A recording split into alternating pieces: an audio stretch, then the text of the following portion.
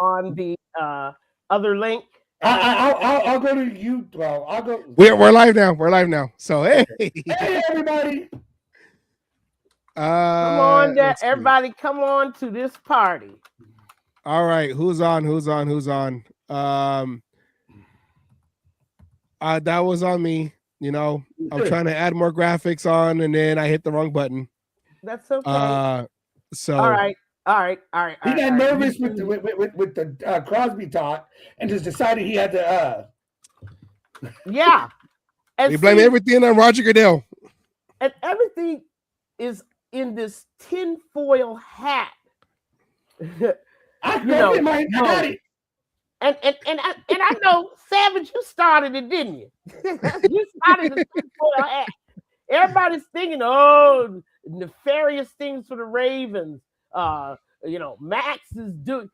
I had one guy, a guy who used to be a former Raider coach, comment to me that maybe Max said something to the Ravens that they didn't like, right? And they undid the deal. Had a chance, but if you listen to Max's saying, he never had a chance to talk to the head coach or the GM during all this. Yeah, and there was 3 different doctors there, one from the Ravens, one from another team. They never disclosed. And one from the Cowboys. One from the Cowboys. Yes. The Ravens were in a position to either demand a physical beforehand or do whatever they had to do to ensure what they were trading on. They made the deal anyway. I think that at the time they wanted Max. They knew he was going to be healthy at some point. They wanted him.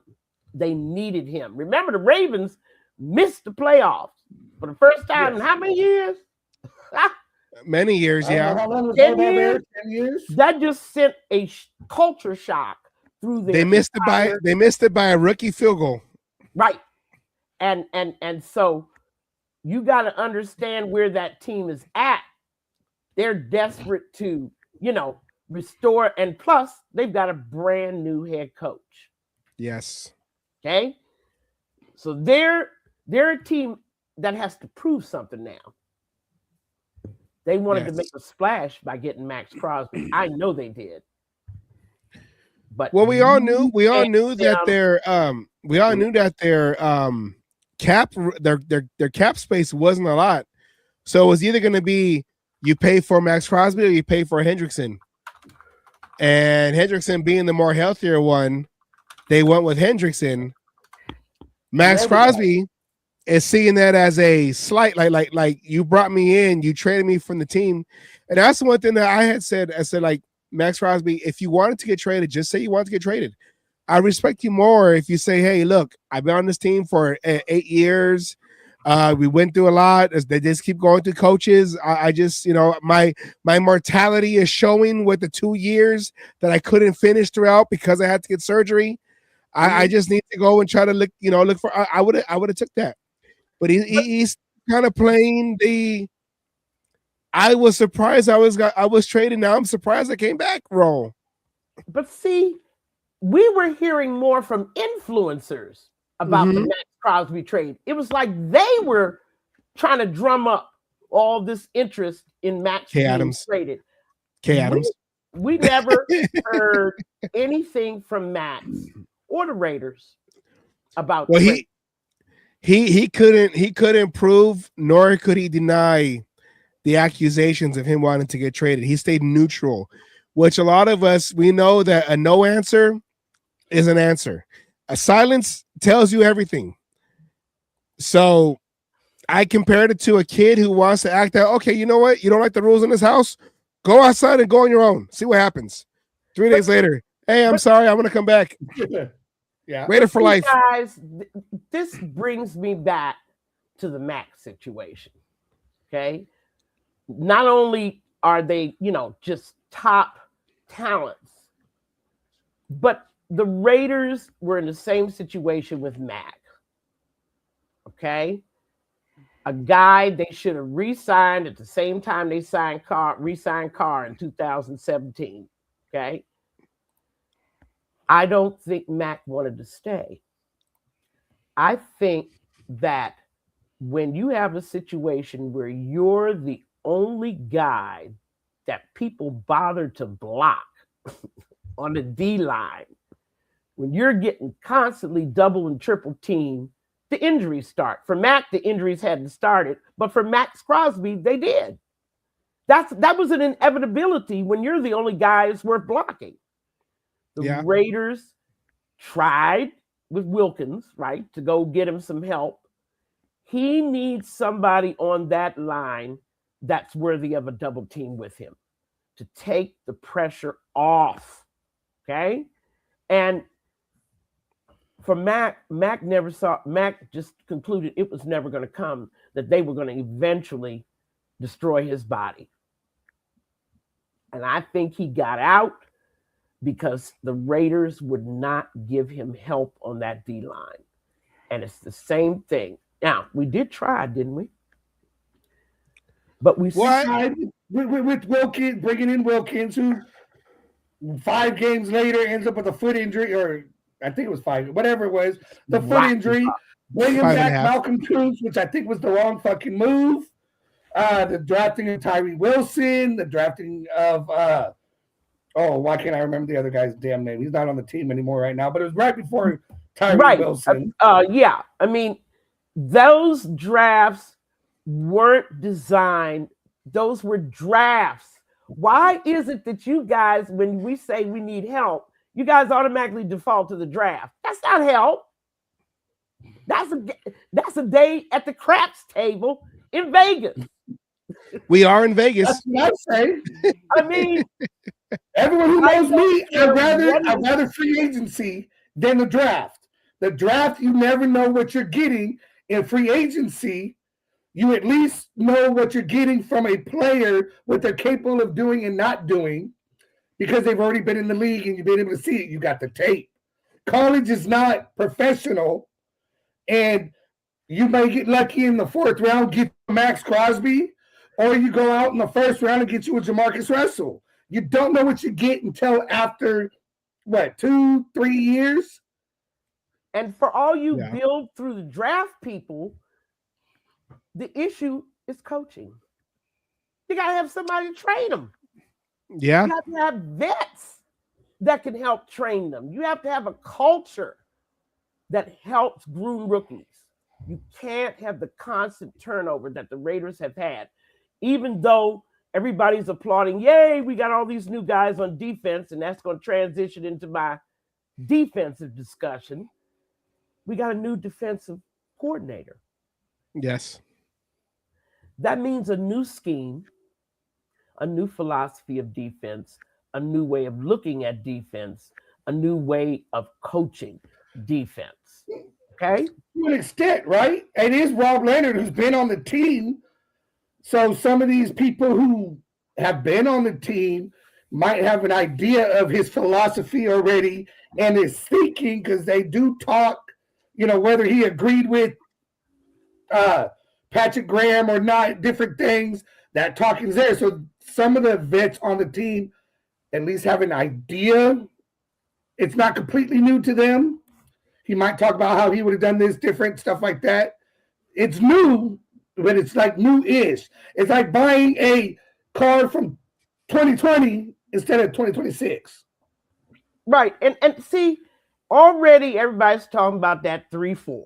Okay. The 3-4 is a nice alignment. Maybe we have the personnel, maybe we don't. The key to the 3-4 is the nose. Oh, yeah. And the question is, do we have a true nose? And please don't tell me about Butler, who hasn't played nose since when? College? I mean, the key to the 3-4 is nose. You got to have a guy that can handle both sides, okay?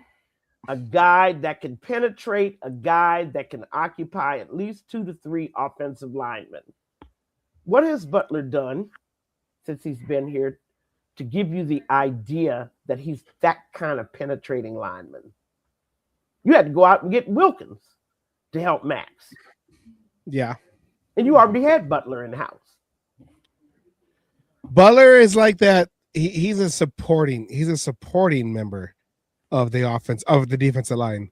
Not really like the guy like a Wilkins was supposed to be when you paid him all that money 2 years ago. I mean, many experiments have been done in converting, but this is a guy, Butler, whose presence in the middle sometimes is very unnoticed. Okay. And now you're converting him into the most important component of the 3-4. You think he can raise. Now, have we gone out in the free agent market to get a true nose? No, not yet. Not yet. We're going to draft one? We don't know. Maybe in the second round. See what I'm saying? Already it's a wing and a prayer. You're changing to a 3-4, but your nose. And who we got at linebacker? Well, what do you got? Well, we got the new guys that we had signed. Quay Walker, Nakobe. No. Quay Walker, Nakobe Dean. Kwity Paye, they're moving to linebacker. I saw that. I saw they were also moving Kuntz to linebacker. I mean, yeah, maybe these are good moves personnel wise, but that and we all know the importance of the linebackers in the 3-4. I mean, you know, yes. big blue machine, you know. But again, that nose. I mean, he's a pivotal guy, and I just don't understand why they just think, oh, you play nose now. I remember the Redskins had this problem. Remember the guy from Tennessee, the defensive end from Tennessee? Haynesworth. Haynesworth. The first $100 million contract to go out, and he didn't do shit. Well, because they went to a 3-4. And he didn't want to play nose. They forced him to play nose. Yeah. I learned from that experience that nose is just not a position you can just take a DT and just make him a nose. Nose is the center of a 3-4. You need someone who's nasty, who can go and throw their center out the way and open the holes for anybody, you know, for the linebackers to come in and fill the gaps in the running game or disrupt anything that comes in. I remember in 2002 we had Sam Adams. You know, we had John Perrella was more of a tackle, but we had Sam Adams in there disrupting things on that Super Bowl run in 2002. Man, so there have been some mean nose tackles in the NFL, but they were true noses. Yes, they weren't guys that we converted. Okay, former nose tackles. I mean, I want to call off some names. I remember that guy. What's his name up in Green Bay? That Gilbert. I believe Gilbert was a nose. Okay, best nose tackles in NFL history. I mean, Curly Culp. We had guys what Piquel, Bill Willis, Piquel in 85. I mean 83. Because our three Super Bowls came from a 3-4 defense. Right. Ted Washington. Washington. Yeah. I mean, you it's a special position. Yeah. Anybody who's played it. So it remains to be seen. It's very nice, very interesting. Max like it.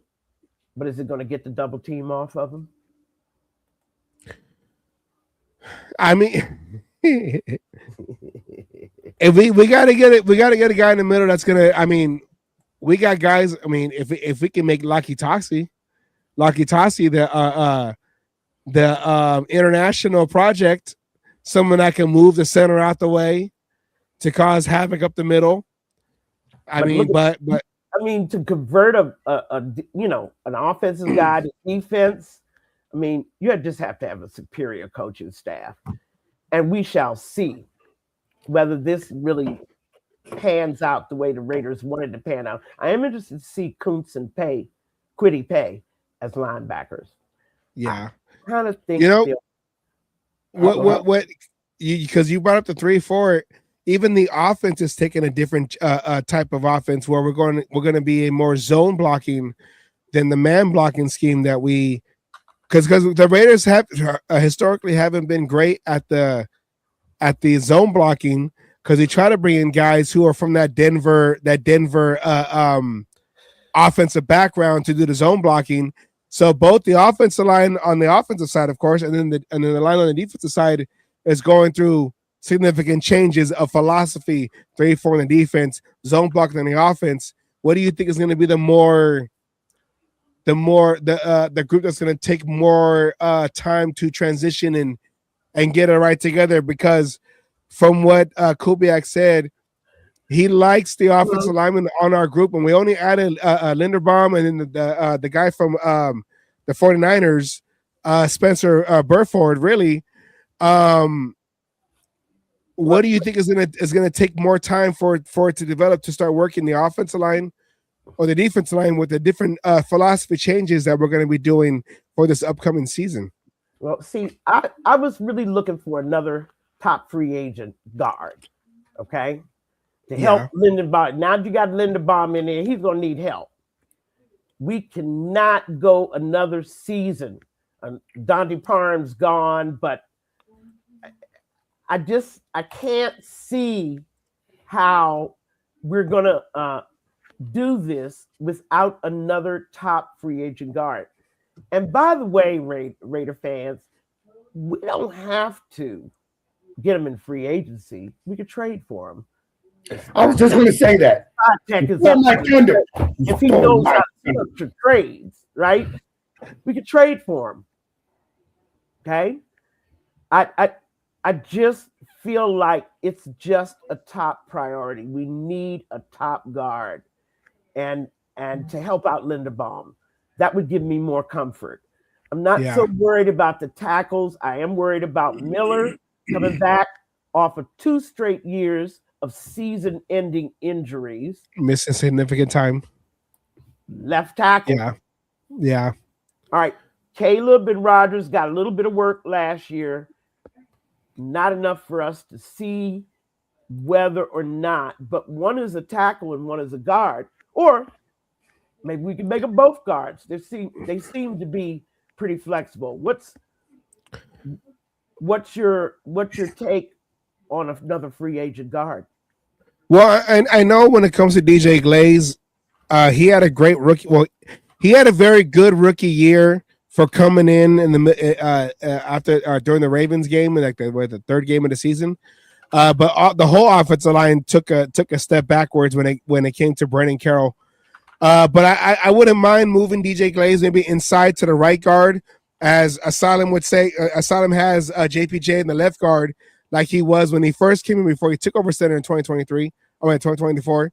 But if we can get a right tackle in free agency, or if one of our draftees from last year can take over that spot, because that was one of the things that we didn't see a lot last year when we knew that we weren't going to go anywhere. We're not going to win 10 games that Pete Carroll promised. That we should have seen more of the rookies and these guys that we drafted last year to come in and play more, so we know what we have, so we know what to do in the following season, whether it is to get more free agents or to draft in the offensive line, so we don't see that yet. So that we're kind of behind on when it comes to what we have to the younger players. But and I think if they move DJ Glaze, I think he's more of a guard that was serviceable at tackle. But if he could come in and play guard, we just got to make sure that our right guard is set, and then have a guy that can take over left tackle for Miller if he does have another injury setback, like you said that he has the last 2 years. Come back playing the way that he was playing before he ran into this series of injuries. We have to understand he's 30 years old now. Yeah. Okay. And and the shelf life of an offensive lineman is pretty tenuous anyway. But Especially if they It's have longer than injuries. a like running that. back. It's longer than a running back. right, but it is longer. But when you have series of injuries, year after year after year of injuries, and we weren't talking about the kind of injuries where he missed 1 or 2 games, No, right? it was Yeah. season ending. About It was injuries that season ending probably injury. rehabbing it right now as we speak. And we don't know whether it was the same member that was injured. We don't know whether it was a different member who was injured. What we do know is that he just hasn't been on the field in the last 2 years. Yeah, and it's some shoulders too. Them shoulders are very important for offensive linemen because you need your arms to be able to redirect those D linemen coming in, and those are the first things that get hit is them shoulders when you're going up like 2 rams going against each other. So if that shoulder is weak, that arm's going to be weak, which means that protection is going to be weak because they're going to be able to exploit that and come in and. Well, they did. Yeah. Before he got injured, they were exploiting it. All Yeah. right. Because they knew about his reach and his ability to physically control the man in front of him. All right. So we don't really understand. And I'll never forget a top offensive line named Jim Lachey. I don't know whether you remember him from a long time ago. He played with the Redskins a little while. And, that guy's career was over when he had shoulder surgery. Okay. He could no longer extend his arm. His range of motion with his arm was gone. Yeah. Taking that force in when they start sprinting in the defensive end or the defensive tackle sprinting in, because that's all chest and arms. I played offensive line. I know how that is. You know what's going on with the upper body strength, right? Yeah. Getting that leverage if you can get your hands on the guy. Remember, they're going to put their fastest guy next to your left tackle. Yeah. The blind side. You can get a hold of the guy opposite you. It's how long you can hold them and your reach, right? If you can reach out and grab them, just hold them up a few seconds. Those few seconds your quarterback might need. Yeah. And that presents us with another problem. No, the O-line still isn't ready as far as I'm concerned. Left tackle's a question mark. Right tackle, from what you're telling me, is left guard. The guards are still the only position that's not a question mark anymore. Is center. Right? Thank God for small favors. I'm just in favor of a top guard.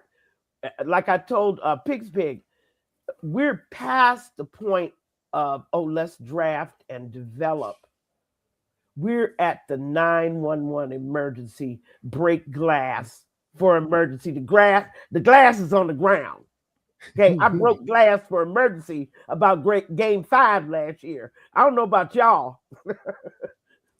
I started dialing 911 then. There's been glass on the ground since Minshew was trying to go back there behind line of scrimmage. Oh yeah, there's been glass everywhere. And here's another unpopular thing. A lot of people blame Brendan Carroll. He's a terrible O-line coach. Agreed. But let's face it, 2024 line wasn't really any better, was it? It's the same guys. We had 4 injuries, 3 quarterback injuries behind that 2024 line. So let's not talk about how Brennan made that line worse. He actually just didn't make it better. Okay? Yeah. Because it was already 31st ranked in rushing in 2024, right? 50 sacks given up in 2024. So let's stop with this Brennan can't coach. We know he can't coach. But he can't coach. Brendan Carroll can't coach. Okay, that's the last one. We know that. Let's move. They took a gamble that Brennan was going to improve that line. I could tell them before they even got started. Forget it. It's about talent. It's about sheer talent. And I don't know what we have yet, but We're hoping that the O-line coach this year can actually improve. People kept asking me, why didn't Carroll bring in Tom Cable? I want to know that one because Tom Cable was ready. I watched Tom Cable on the podcast with Marshawn Lynch and the fullback. I forgot his name, and he said, they try not to say too much to put people on blast, but you can tell where he said like, hey, he was ready to come back if Pete Carroll called him, but he never did because he was on his staff many years in Seattle. And I would have loved Tom Cable coming back in to be the offensive line coach because he knew how to put the right guys in the right positions, in the right combination, especially if there were injuries, because you knew that he knew how to move guys around to put the best 5 guys in the right positions to make it functional for that particular game. That was Tom Cable's expertise. And I was hoping that Brandon Carroll, being the assistant coach behind Tom Cable in Seattle, would learn those tendencies or that coaching to do the same thing with the Raiders. But he wanted to go and mix and match guys from the beginning of the season. And me and Asylum like Meredith at guard, but him at center, I wasn't 100% on that. We try to understand it, but no choice. They couldn't put Parham at center. Obviously, Parham was a better center than he was a guard, though. Yeah, guys, it'll be a rebuilding. But I hear all your predictions. I hear all your hope. It's nice to have hope. Results. Ask me again, 1st of November, what I think about the changes that Kubiak has made to the Raiders. Ask me November 1st. Let's not sit here for the next 4 or 5 months like we did year after year. Man, I'm still stinging from Pete Carroll. I'm sorry. Yeah, that really set us back because like I said earlier, the offensive line, we drafted offensive linemen back to back in the draft last year. And we didn't really see them until like the last two games where it didn't really matter when we knew we weren't going to go anywhere. That last season, halfway through the season, at least, and he never would have put him in. So I mean, this year coming up, because they said the bad word, which was rebuild. They said the forbidden word, rebuild. I didn't see that. Yeah, they're like, no, we don't rebuild, we reload, retool. But the whole time they were retarded. Get more talent. Okay, you've proven to us that you can draft. Okay, yeah, we like what you did last year. Yeah. Okay, we like to see some continuity in your drafts. I mean, we've gone too long having no continuity or having a guy like McKenzie here for 7 years and none of his draft picks stay. We have this word, my gurus have this word for McKenzie, the project hoe. Okay? And the guy just had hope. Every time he went into a draft, he hoped. I mean, he was a good accountant. But drafting, I could have gotten Price Waterhouse to restructure the contracts. That's what they do. Yeah. But I need you for your drafts. And then he gives us Carl Joseph. Right? What's that boy that went down to Houston and disappeared? The one with shin splints. And then that, no, I'm not going to talk about that gentleman because he's passed away, unfortunately. Yeah, DJ. Yeah. DJ Hayden. But, I mean, we get shin splints. We get guys who need surgery before they, I mean, we need to go back further to kinds of drafts. Spytech may be that guy that delivers us players that can really work. Last thing before I go, we haven't talked the quarterback position. Quarterback position. Well, we saw that we got rid of Geno Smith, so you know, he went back for a reunion, family reunion. So, we don't care about that. Okay. What we care about is the fact that the Raiders haven't had a franchise quarterback since Carr left. Yeah. And but it's just like when you drafted Junti last year and then laid out that pitiful line and wasted a year of his time. You really did. You wasted a year. That guy is a potential 2,000 yard a season, combined yards a season back. It's no question. He got close to 1,000 this year with no line, so that's why I'm excited to see how Kubiak uses him. He's going to bring back the fullback because we got the guy from Pittsburgh. We got Connor Hayward. Mm-hmm. So he's going to bring back the fullback position, which has gone away. Well, when we had what was his name? He went to Miami. When we had him, I mean, he was a decent fullback under Gruden's offense, but we know as Raider fans, talking about as Raider fans, we love the fullback position, and with Kubiak bringing that back because it is spread offense, that the Chiefs use a lot, and that has kind of died down the last couple of years. There you go. Alec Ingold. Thank you, Pigs. Alec Ingold. I think. What does he go? Did he go to Denver? I think he went to Denver. Right? No, he went to Miami. Right. No. He left. He was in Miami. Then he got released, and I think he went to like Denver or something. No, he's not in Denver. Yeah, not in Denver. I know he went somewhere else. Let's roll it back to quarterback for Okay. You got we all know what is it? 95% chance we're drafting Mendoza, right? Okay. We can agree on that. We're going to be drafting Mendoza. That's what it looks like. That's what it seems like. That's consistent. Raiders can Raider, and it's going to be Mendoza. Now, between what you hear from your head coach, Tom Brady, who apparently has this influence and shit, they want to sit Mendoza for the year. Which, again, is not a bad theory. No, I like that.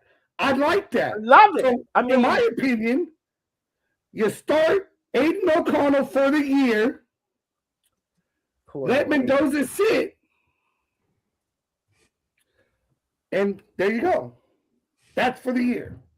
That could be a solution, but the pressure to start Mendoza will be just palpable among Raider Nation. I can hear him now. They're going to call for it. They're going to do it. But again, this is where the coach, he's a first-time head coach. I don't believe, and we could be wrong, I mean, it would probably take, O'Connell completely falling on his ass. I mean, he has to do worse than Geno Smith. Right? I mean, in order to go for there. But in all honesty, it ain't the fans who decide who's going to go out there and how long Mendoza is going to sit. That's that coaching staff. Right. And if your coach is a firm believer of letting you don't start a rookie right away. Maybe Mendoza gets, the last 4 games of the season to start, to go to get the feet under him. But you stick with what you got until you get to that point to go. And that's what it's going to come down to. You got to hope that your head coach puts in those earplugs for that part of the games as it goes. Because I agree with you. One bad half. And Raiders fans are going to be all over it. Mendoza. Asylum was there. Asylum was there in 2007 when we had Charlie Fry and Culpepper. There's like another quarterback that came in. They didn't do well. And the whole stadium was screaming for Russell throughout the whole stadium. Asylum was there when that would happen. And No, and that was one of the things that we all are worried about. Where if he's not ready, let the veteran go through the season. This is going to be, I don't want to say a throwaway season, but this is a developmental season. You let him learn. You let him look in college. They call it being a red shirt. You let that's him why red shirt for the that's why season. I got the trouble started here at quarterback because I Yeah. know there are many opinions out there. Edward, Okay, if you start him game one, you hurt his development. Tom, No go watch that question about it. interview. Go watch that interview with Tom Brady and how he talks about how all these quarterbacks, and he brings up the big names, Jaden Daniels, Caleb Williams, and stuff like that. And these quarterbacks who start from day one, and all it does is hurt them down the road in year 5, in year 4. It does them no good to start them right away. Sit them. Look at all the greats. Listen to the great quarterbacks. And we're even throwing modern one in there for the people. I hate saying this. It even goes down to the most current when it comes to Patrick Mahomes. He sat for a fucking year. Behind Alex Smith. He sat and learned and then goes in. That's the biggest thing in football. And Tom Brady, there's an interview with him, and he breaks it down beautifully on this, talking about how you hurt a young quarterback and his development in there year 1. But yes, they do. Yes, they do, yes, Ed. They do. They learn. They go through. You start him right away, you're going to hurt him. He's good for 2 or 3 years, and then bam. Then bam. Nothing. The famous Slash up there in Pittsburgh. I mean, I could go through a list of quarterbacks that started year 1.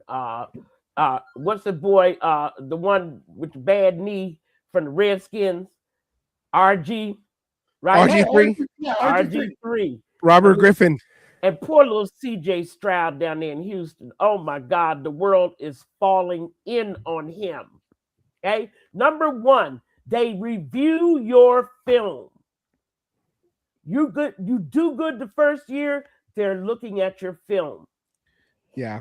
And now they find ways to defense you, then they find ways to confuse you.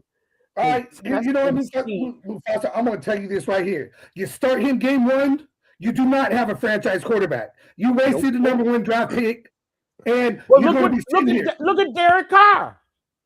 I was gonna say with Derek Carr's situation, because I was gonna bring up Derek Carr being out Matt Schaub. Matt Schaub was what came in as a free agent, and he lost the job to Derek Carr throwing 3 touchdowns against the Seattle Seahawks in our final preseason game.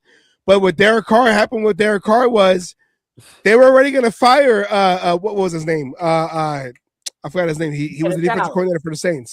Dennis Allen. They were already going to fire him because he didn't do all that well. They fired him 4 games into the season when Derek Carr took over. So if Derek Carr had a starting head coach who, okay, we're going to ride with Derek Carr and so with Mendoza riding, if they draft Mendoza's going to ride with Kubiak, then they'll develop together. I know what you're saying, and I rather Mendoza take some, like learn at least come in week 5 or 6. Don't start in week 1. Let the veteran kind of like show him the ropes or whatever.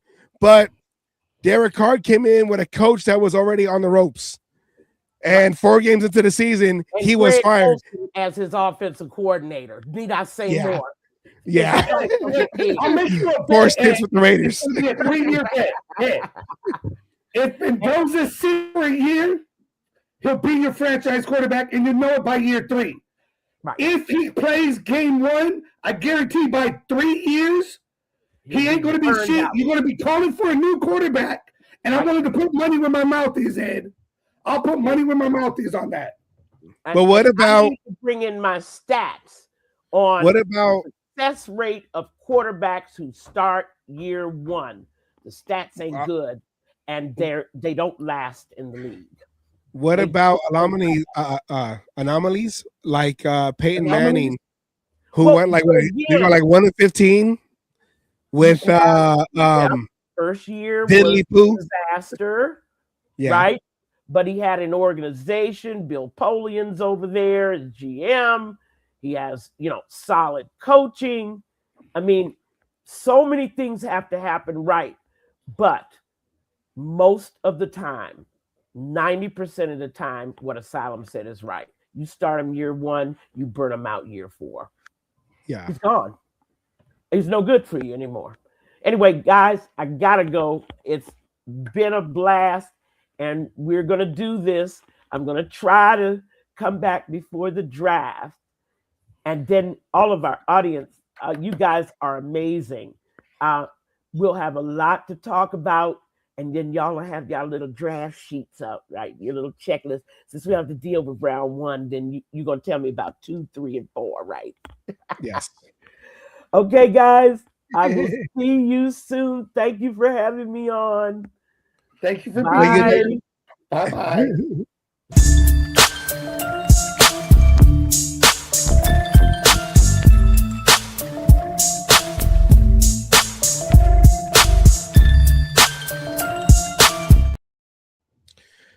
Oh, wait. I can't move that. I can't change the background because I'm getting tired of StreamYard. Can you switch the background to our regular background, Asylum? If I can figure out how to do it, which is right there. There you go. Yeah, I'm getting tired of StreamYard. StreamYard kind of screwed me up when I was trying to put a graphic in, and then it ended the live stream. So anyone who was able to switch over, I know what you're trying to say. All 3 of those, Jaden Daniels last season did not have a great season. Bo Nix was a rookie. Caleb Williams not going. We're talking about down the road. Yes, the first couple of years are what it is. Let's talk about them in year 3 and 4, not in years 1 and 2. Well, I like this right here. Where Mufasa said they're not like, and I get what he's saying. Like, you're gonna draft the quarterback number 1 overall in the draft. You're not gonna sit him for the season. And I understand that theory because that's a high draft pick. You're the first guy coming out the draft. You're the most valuable player coming out the draft. Supposedly, the Raiders have they're not gonna sit him. Yeah. Sorry, go on. And I get that. No, and I understand that. I understand because we do have the number 1 overall pick, and it's already some folks have it penciled in for Mendoza. Guys like I'm forgetting his name on ESPN that does the draft. He says Mel Kiper says write it in permanent marker. Now the Jets are on the clock because the Raiders already got their guy. I understand what it is, but I do also understand that if the Raiders going into this season, y'all lucky I ain't head coach. His ass could see the whole fucking season. What I forgot what pick or what round that Patrick Mahomes is in, but and when a quarterback comes out from the draft, that's not the first overall. I'm sorry, that's not in the first round of the draft. They are able to sit and be able to kind of develop on the sideline. But I know it is when you are the first quarterback picked in the first round, or when you're the quarterback picked in the first round, that chance of, well, why is he not starting? Why is he not starting? Why is he not starting? Why is he not starting? He was the first. He was picked. He was that franchise's first pick in the draft, and it was a quarterback. Why is he not starting? I understand, and that's where we're kind of like, okay, with this season, we're not. We all know that the rebuild button has been pressed. So this is the development season. So do you want to put a rookie quarterback in right away, or do you want to get the rest of the offense kind of settled with a veteran quarterback and have the rookie kind of sit behind, learn how the plays look in live action against a real defense in real-time situations, and then understand, okay, in this situation, the veteran did this, so I got to do that, or the veteran did this, which is wrong, So I got to make sure I don't do that. So he doesn't sit back there and screw up his confidence or get injured in games that I don't want to say don't matter, but the playoff push is not this season. Now we can make the playoffs, but the playoff push is not this season. Asylum. No, it's not. Yeah. So what the number one overall? Number 27. First round pick. Yeah. I just answered your question. You didn't know where he was drafted. I did not know where he was drafted. You know. And look at right here. See, this is right here. This is the perfect right here. I hope they don't ruin him. I'm nervous as well. And that's what we're trying to figure out. What is the gray area? Do you keep him safe on the sideline? And I don't want to say the phrase "throw away a season" to get him to acclimate. This season is thrown away. Yeah, it's a rebuild. New head coach. Everything's changing. You're bringing in everybody, you know, that you want. You're evaluating who's on the team and trying to bring in the players that you want. So it's a throwaway anyways. You're not making the playoffs. You're not going to the Super Bowl. So why are you going to put a quarterback out there just to get blown up? You're talking about the offensive line. Let's see what we need on the offensive line, what we have to get in the draft, in free agency. We got our center. Maybe we're only a guard away, right? To make a dominant O-line and protect your number one overall pick. You saw the hits he took in that championship game. You don't want him taking hits like that from NFL caliber players because those will hurt him. Those will mess with his head. Y'all don't, it's up here we're talking about. Going out there, winning a championship, coming to a team and not winning games messes with heads. Max Crosby talked about that. How he went from winning to losing. It affects it affects a player's head. Not in his head, not being able to do everything. It takes years to get them back in the same mind frame. But if you let them sit and learn and learn the verbiage and be in the room talking to the head coach, talking to the quarterback's coach, doing all this stuff that needs to be done to learn. He don't know what he don't know right now. And what he don't know is how to play professional football. He only knows how to play college football.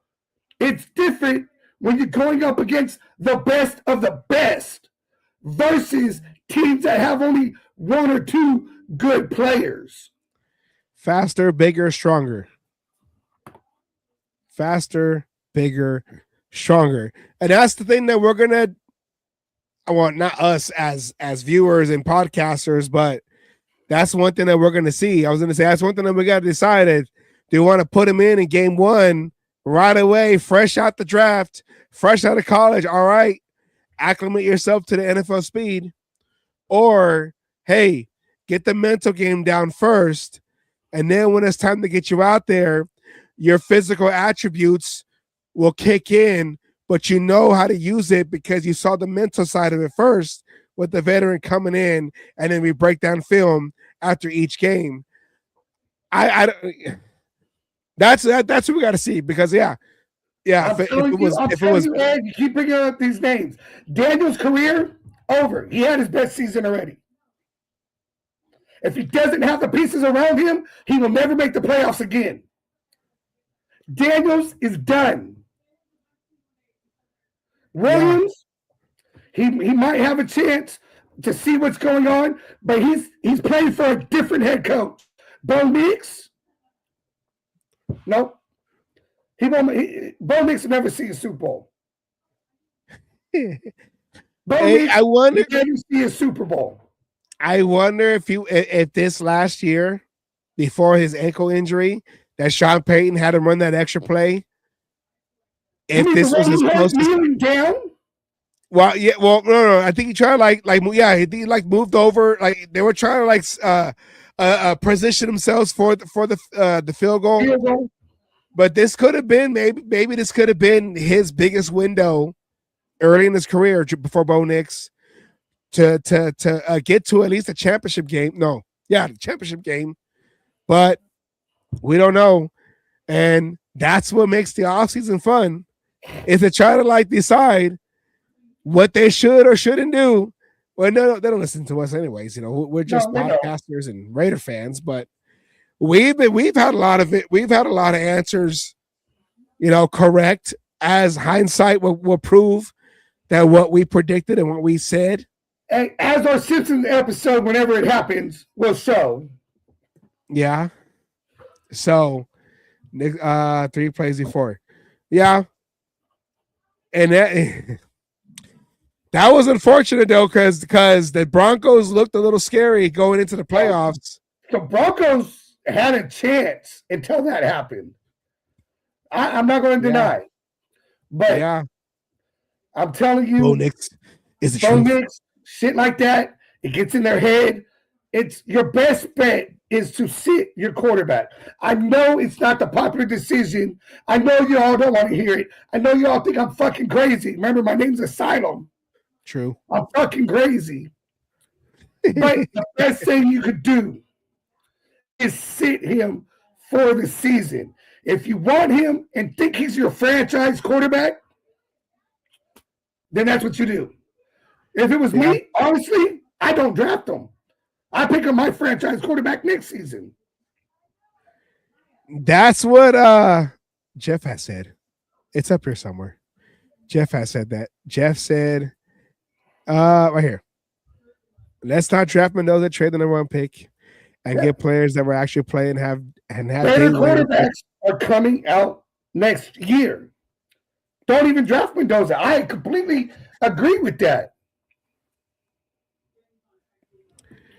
Let's pray for the best Asylum. Yes. That's what we do every year for the last 20 plus years. Way too long and know how this ends up going.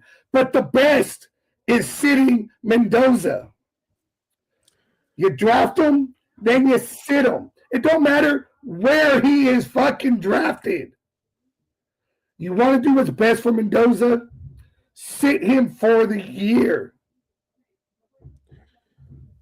Praying only counts. Oh, praying only counts in church. Really? We're not in Oakland. Hey, you better go to Mecca and start praying. They sit him for a year, Savage.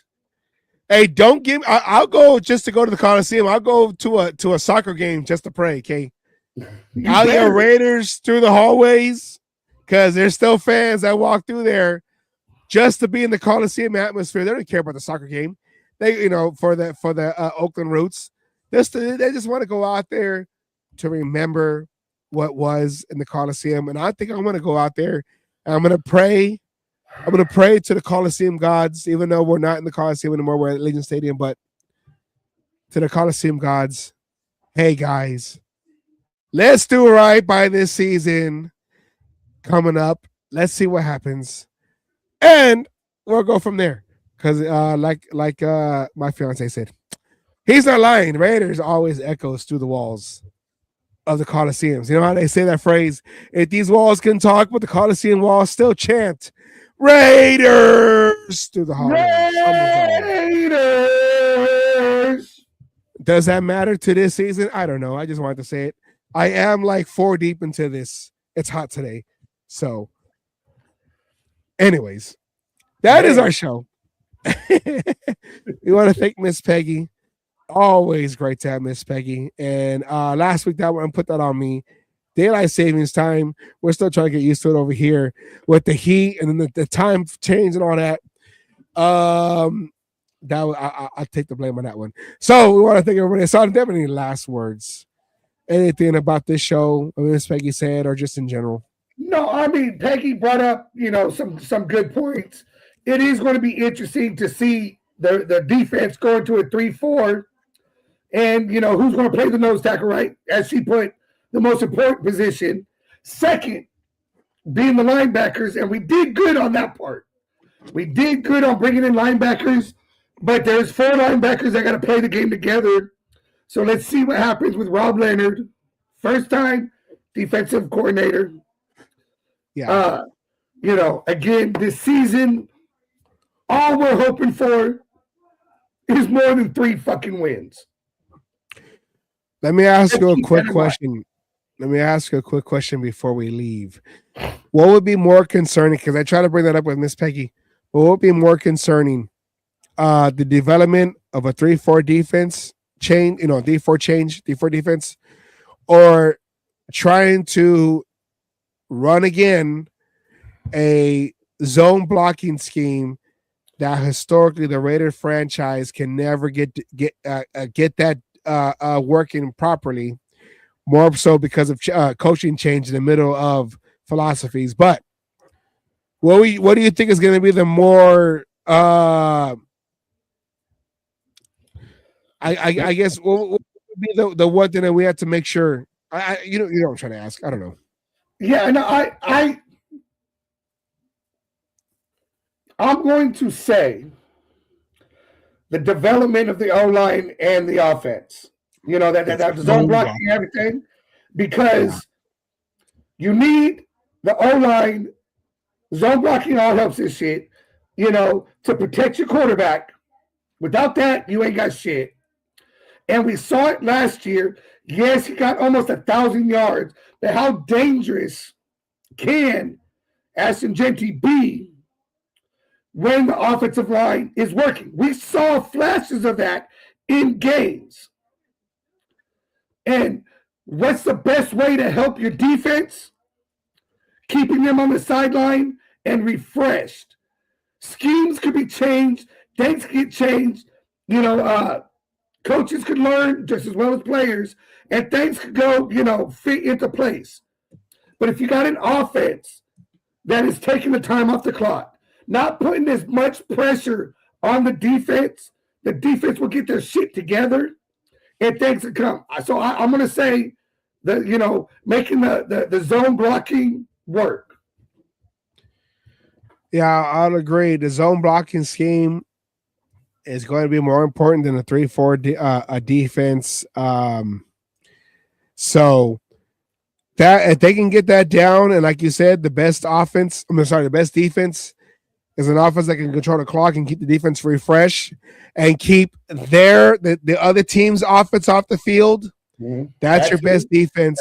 Yeah. So with that said, that is probably priority number one, to make sure this offensive line is functioning under this offensive philosophy for that next quarterback, whoever is going to be behind the center, whether it's going to be a veteran, Joe Flacco, or a Kirk Cousins, or a starting rookie in Mendoza. But that's what we're going to see. This is a no-pressure developmental season for this team. They can make it. But that's not our focus right now, because they pressed that button. This is a rebuild. So we'll see what happens as we start transitioning over to the draft. We got to get Demon King on this because he is our draft expert. So with that said, we want to thank you guys for showing up for this and the technical difficulties that we are. Yes, the technical difficulties that we were going through with this. I'm getting tired of StreamYard, so we got to get the other program going so we don't have issues like that. But with that said, thank you, everybody. Have a great weekend. For those in California, stay cool because we're going through a heat wave in March.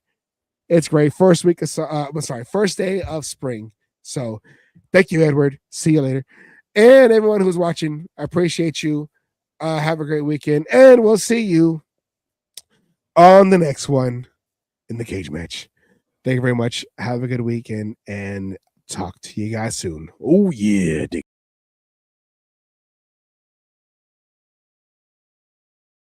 All you other NFL teams, your tailgates are weak. Your teams are weak. We might be down right now, but it doesn't take away the history. And all you Raiders out there need to know your fucking history of who the fuck you playing for and where the fuck you're playing. Damn it. Oh, and by the way, I won my last cage fight again. I'm still undefeated. And you NFL motherfuckers out there that you think you want some, come on and get some anytime.